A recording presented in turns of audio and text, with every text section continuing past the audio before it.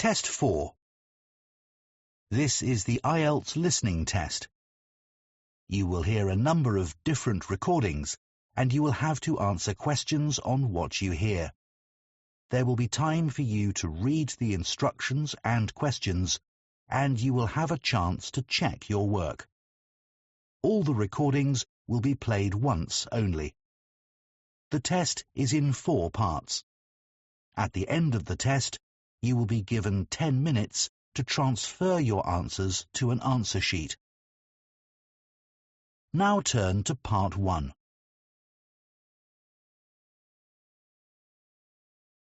Part 1.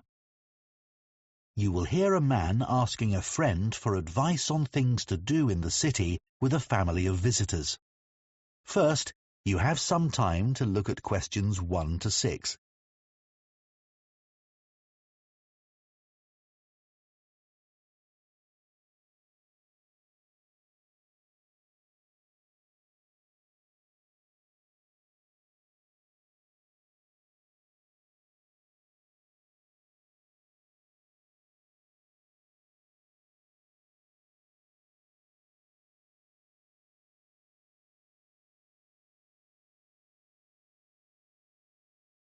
Now listen carefully and answer questions 1 to 6.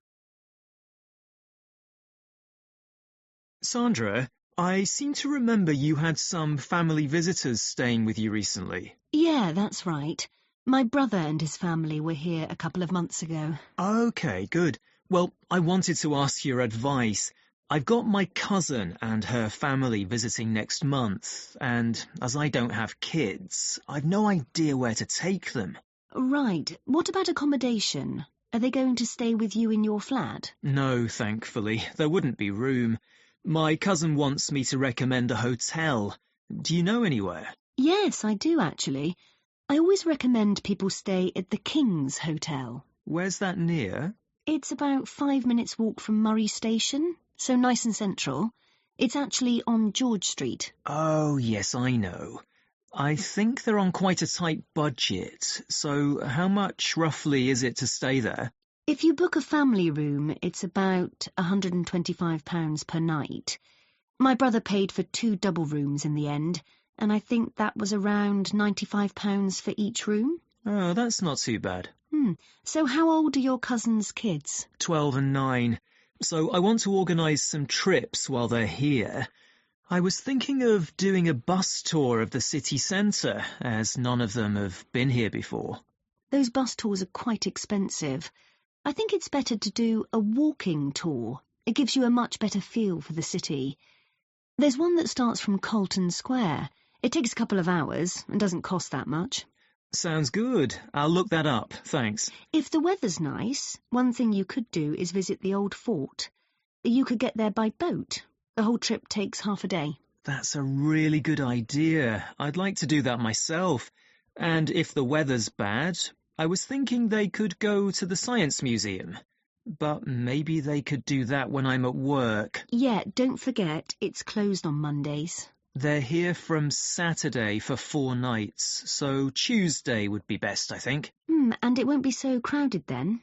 Saturdays are terrible. I took my kids to the exhibition on old computers there, and it was far too crowded. I wanted to go back, but it's finished now. That's a shame. My cousin's kids would have enjoyed that. There's another one starting soon on space, which looks really good too. Okay, well, I'll mention that to my cousin. Before you hear the rest of the conversation, you have some time to look at questions 7 to 10.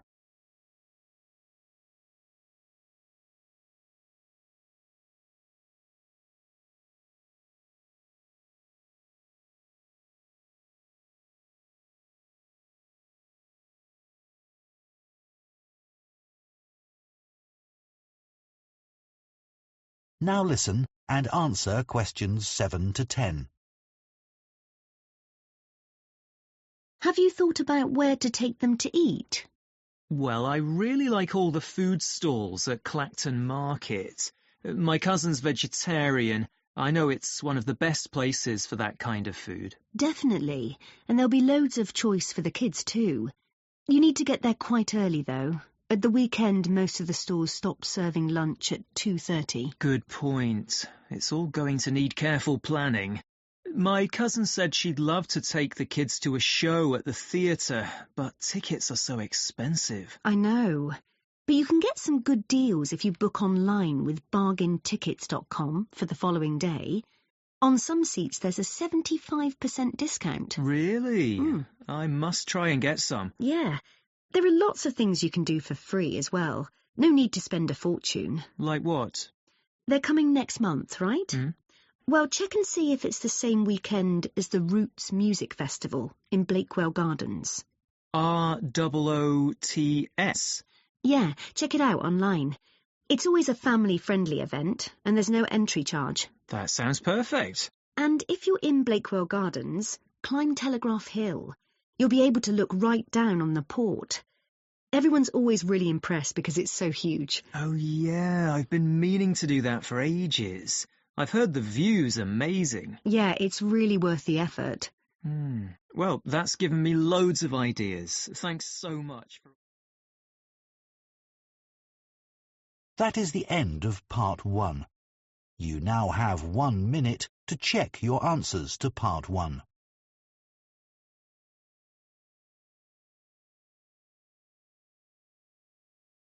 Part 2. You will hear a guide talking to members of the public who are visiting a football stadium in the UK. First, you have some time to look at questions 11 to 14.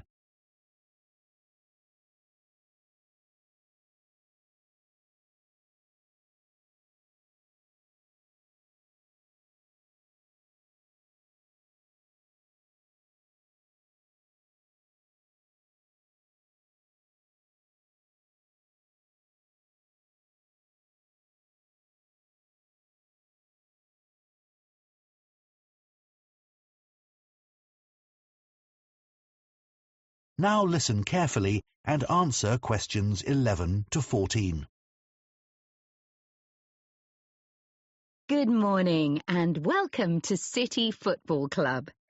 I'd like to give you some useful information about your visit to the stadium today, and then we'll start the tour of the areas of the stadium that are open to visitors. I can see lots of children here today, so just to let mums and dads know a few things before we start. The stadium has lots of stairs and the players' tunnel is very dark. Please don't let your children wander off on their own, even for a minute. We don't want any accidents or anyone getting frightened. Cameras are permitted everywhere, and you can take pictures of your child shooting a penalty. Assistants are helping to organise this, and hopefully the queue won't be too long. It's very hot and sunny out on the pitch today. You can get food and drink at the cafe, and I really recommend the healthy lunch boxes for children. Also in the cafe, children are invited to do a football-themed drawing. We'll pick the best one at the end of the afternoon, so don't forget to put your name and contact details on the back. That way, if you've left the stadium before then, we'll send your prize, but sadly we can't return drawings. I'd like to mention some features of the tour. We'll start with the 360 cinema experience, which has been very popular over the years. And then I'll take you to the players' dressing rooms, before going outside to the seating area and the pitch. I should say, if you'd prefer your visit to be self-guided, please collect headphones from the reception, and then you can listen to the pre-recorded information at your own speed. We've only just introduced this feature and would appreciate your feedback. We're thinking of offering tours in other languages in future, so if you have any thoughts on that, we'd welcome those too. If you plan to return another time, you might like to book one of our VIP tours. We've only just started offering these, and they can be booked online. Before you hear the rest of the talk, you have some time to look at questions 15 to 20.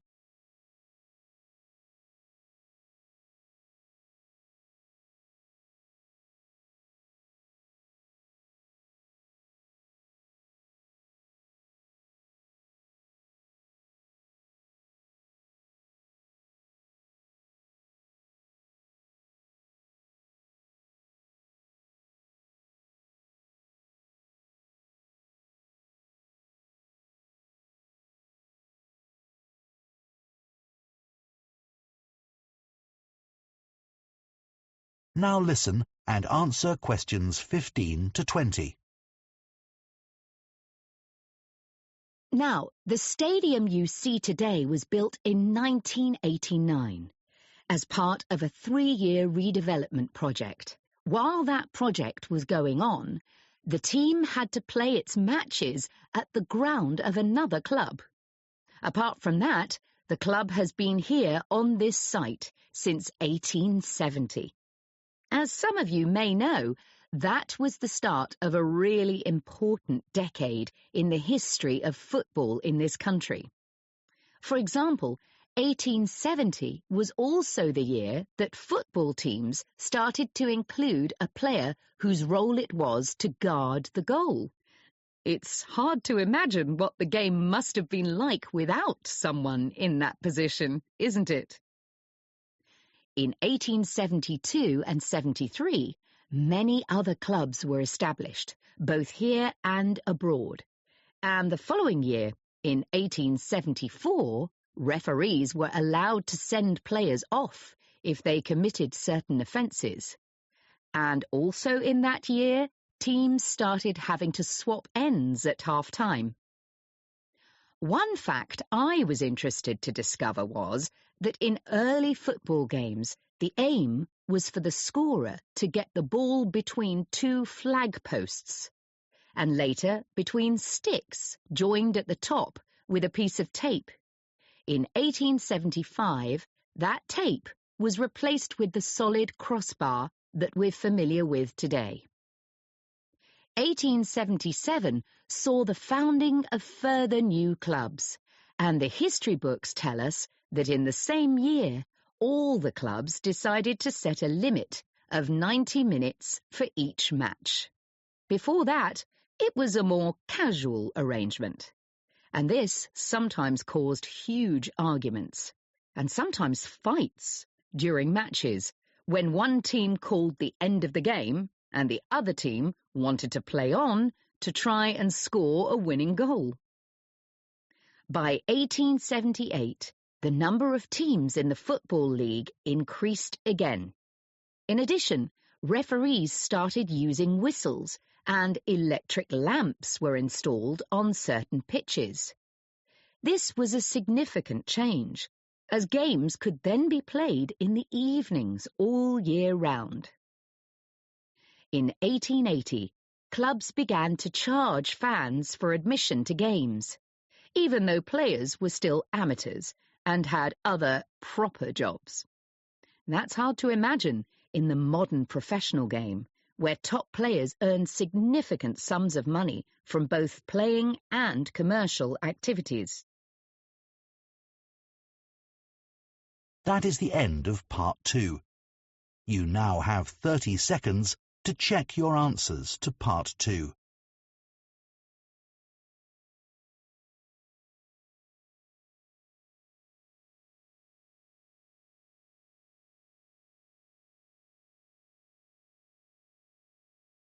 Part 3. You will hear 2 education students discussing an assignment on teaching handwriting to children. First, you have some time to look at questions 21 to 24.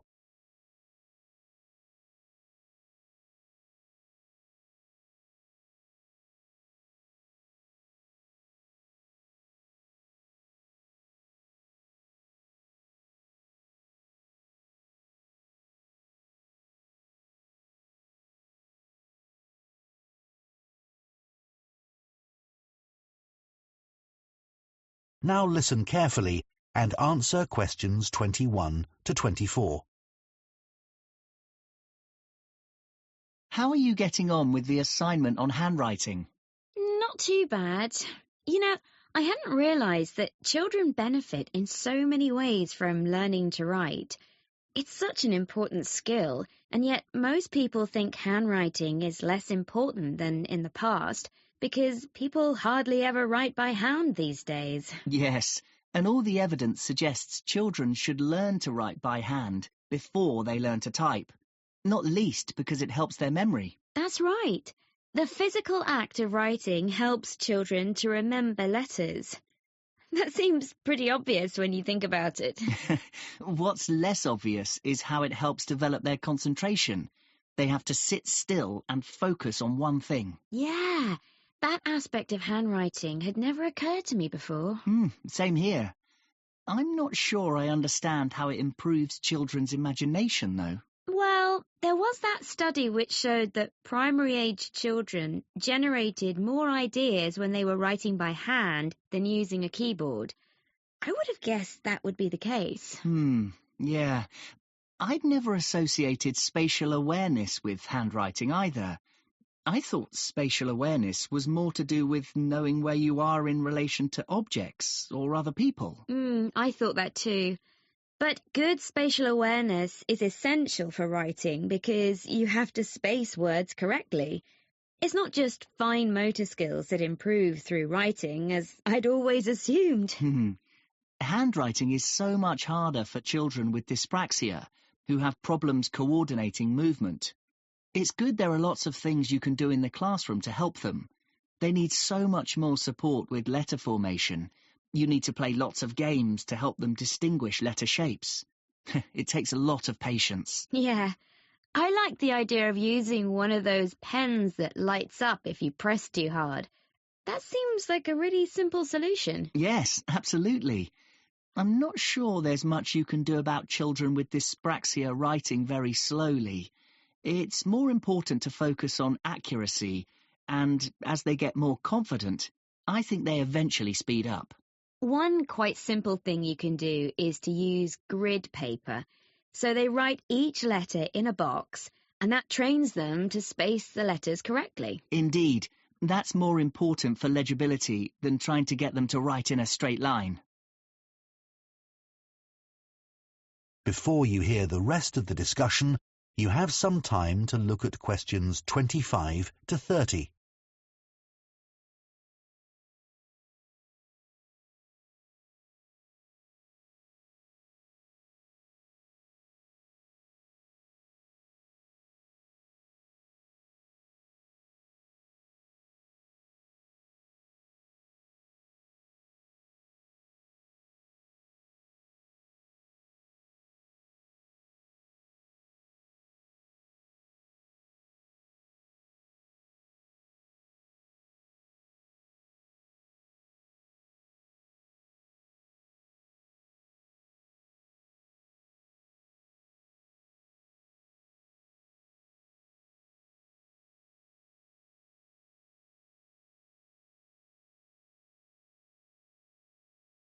Now listen and answer questions 25 to 30. For some children, it might be better to teach them to write on a laptop rather than by hand, like children with dyslexia. They often really struggle with handwriting, and some just give up. Yeah, it's not as frustrating for them if they get things wrong. On a keyboard, they can be more willing to have a go. But I read that developing fluency isn't any faster. That's right. Did you read that article on the benefits of teaching print rather than cursive handwriting, where the letters are joined up? Yes. Well, in the past, cursive writing was certainly considered more stylish and educated, but not anymore. Teachers' attitudes have changed because it's been proved that cursive is more difficult to learn, especially for children with learning difficulties who find joining up letters really challenging. I agree. I was always worried that my poor handwriting affected my exam results, and now research shows that I was right to worry. I'm sure a lot of students think it's unfair that they're being judged on their handwriting, not just their knowledge. Marks are definitely affected if examiners can't read the script. That's why it's always been so important to teach children to write legibly. Do you think the role of handwriting will change in the future? I can't see that changing much. Touch typing still isn't taught in most schools, which is a shame. But maybe that won't be necessary in the future, because people will also be able to write by hand on digital devices. Anyway, teachers understand the value of handwriting. It's a basic life skill. True. However, the fact is that people are writing by hand less and less and relying on digital devices. That does cause some problems. You mean like note-taking? There are lots of apps for that. And for reading historical documents, apparently. But my mum is shocked by my awful spelling and the fact that my punctuation is really inconsistent. I think you can put that down to lack of practice. I expect so. Personally, I miss writing by hand. I hardly ever write anything now. I remember my grandparents had such beautiful handwriting, and it was so individual. Nobody I know would be able to identify my handwriting now. It's a shame. I know. I feel the same way. I used to write a diary by hand, and now I do that digitally. It just seems less effort to do it that way. So it's not just a problem. That is the end of part 3. You now have 30 seconds to check your answers to part 3.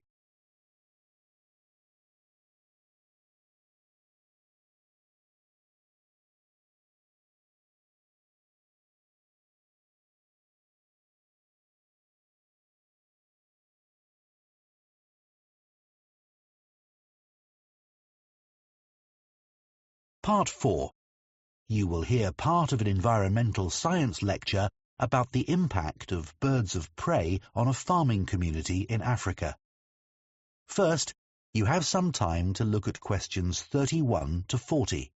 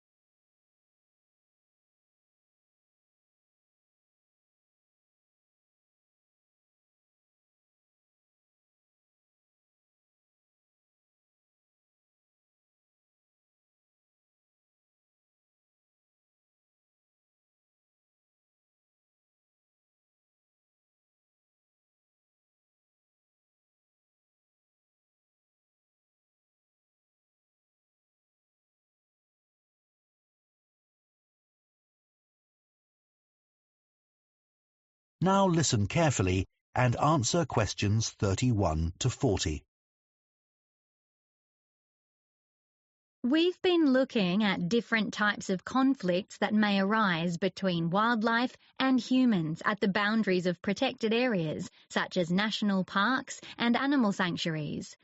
I'd like to illustrate this by telling you about some research that I've been involved in recently in the Central African country of Zambia, in the area around the Chembe Bird Sanctuary, which contains over 300 of the listed birds of Zambia. These include a number of birds of prey, such as eagles, hawks, and owls, that live by hunting and killing other birds and animals. Now, most of the people living in the local communities near to the bird sanctuary are small-scale farmers, and these birds of prey provide important social and ecological benefits to them. For example, a lot of damage can be caused to farmers' crops by rodents, such as rats, which would consume the crops as they grow in the fields, as well as after harvesting if they weren't hunted and killed by the birds. And the predatory habits of these birds also protect farmers in other ways. For example, a major danger to rural workers is snakes, whose bite may be dangerous or even fatal. and birds of prey have a major role in keeping their populations under control. Local people have always been aware of these benefits, and for years, even before the sanctuary was opened in 1973, the birds played a key role in the culture of the region. However, more recently, the sanctuary and its birds have also become increasingly important to the community in economic terms, because at present, after a relatively slow start, tourism has become an important source of revenue for them. However, although these birds of prey are protected by the government, their numbers are falling. Some of these deaths are accidental. Fatalities occur when birds alight on roads to catch and eat their prey and are hit by fast-moving traffic. Drivers in Zambia have to take special care at night, as birds may regard the quieter roads as safe places to sleep. Accidental deaths may also occur if these birds fly close to high-voltage power lines, as they may be electrocuted. This is a particular danger in the heavy rain, which can occur in the region in the months from December to April. And local farmers also pose a threat to these birds. As well as growing crops, small-scale farmers in the area also rear chickens. These provide food for the farmers' families, as well as being an important source of income. But they're also an easy target for birds of prey, and so farmers may shoot these birds, which is illegal but understandable, or they may poison the birds, which again is illegal and can have negative effects on the ecosystem.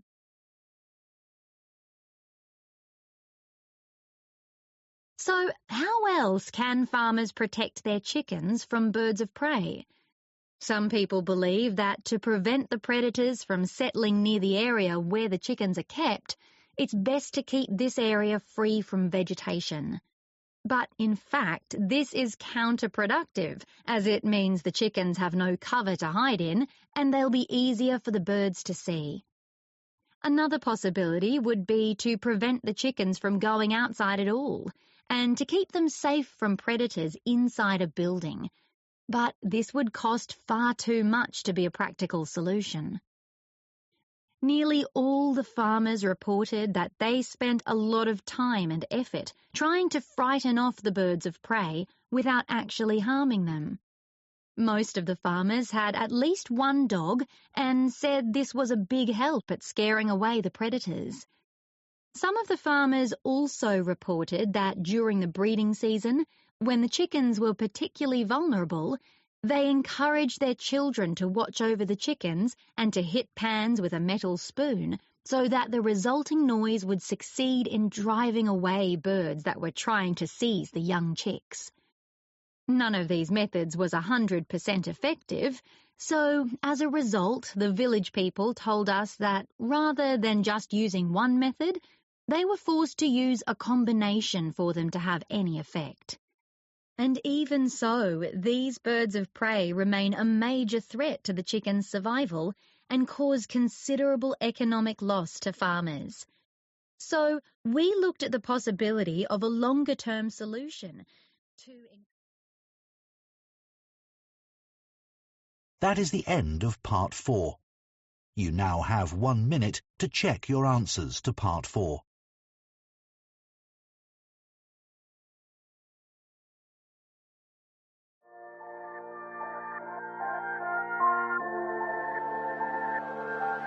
गल सुन लै वे जट्टा कानू कीता परेशान मेरा तोड़ के तू दिल बड़ा कीता एहसान मेरे दिल ना तू खेडे मैनू समझे खड़ाउणा तेरे ऑफलाइन होण ते मैं किन्ना किन्ना रोना ना मैं काल कर सकां अड़ियां डराउंदियां लाइयां तेरे ते सियासां मैनू पछताउंदियां मैनू समझना आवे रब कीया मैथों चावे तेरी जित दियां जिदां मैनू ही हराउंदियां इना करके प्यार कानू छड्डे विचकार उदों दिसदे सी मैनू तेरे लछण नचा तेनू मिली नवीं कुड़ी चंडीगढ़ वल दी ताहीं कहंदे आ प्यार मुंडियां दे वसों बा किनू गल नाल लावां हाल दिल दा सुनावां तेरे इश्क ने फड़ियां ने अजे तक बावां जेड़े तेरे नाल बह के जट्टा बुणदी सी गाब हुण कल्ली कैरी बैठी ਜੱਟਾ ਦੇੜਦੀ ਹੀ ਜਾਵਾਂ ਲਾਈ ਤੇਰੇ ਨਾਲ ਯਾਰੀ ਮੈਨੂੰ ਪਈ ਬੜੀ ਭਾਰੀ ਅੱਜ ਛੱਡ ਨਹੀਂ ਤਾਂ ਕੱਲ ਜੱਟਾ ਆਊ ਤੇਰੀ ਵਾਰੀ ਹੋ ਜੂ ਅਹਿਸਾਸ ਤੈਨੂੰ ਵੀ ਤਾਂ ਤੇਰੀ ਗਲਤੀ ਦਾ